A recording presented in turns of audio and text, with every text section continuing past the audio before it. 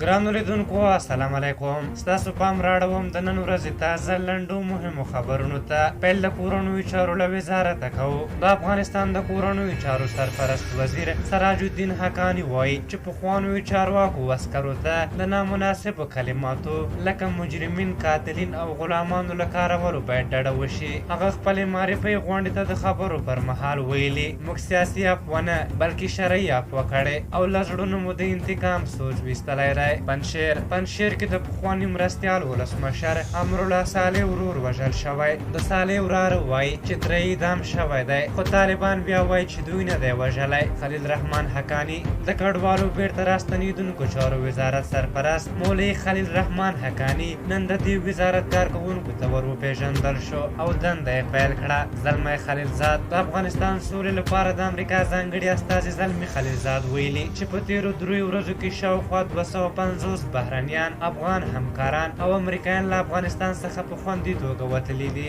نوموړي په خپله ټویټر پاڼه کې د بهرنیانو په ایستلو کې د طالبانو له همکارۍ هرکلی کړی. د افغانستان بانک د افغانستان مرکزي بانک د پخوانیو چارواکو او جګپوړو مامورینو بانکي حسابونه بند کړي او وروسته خبر دا دی چې د افغانستان لپاره د ملګرو ملتونو ځانګړي استازي دیبورا لیونز یو ځل بیا پر نړیوالې ټولنې غږ کړی چې له افغانستان سره د بشري مرستې روانې وساتي. دیبورا لاینز ویلي افغانستان کې خوراکي توکو او درملو ته اړتیا د زیاتېدو په حال کې ده. یو بل خبر هم په پای کې راخلو. چین له افغانستان سره د 1.30 میلیونو ډالرو په ارزښت بیړنۍ مرستې وړاندیز وکړ. د دې مرستې ژمنه وروسته له هغې وشوه چې د چین حکومت وویل چې چمتو دي د طالبانو له حکومت سره اړیکې وساتي. په هر حال دغه د نن ورځې تازه لنډ او مهم خبرونه. تر بیا چې ستاسو چوپړ ته راځم، پلي او بخښونکي خدای مو سپارم. د الله په امان.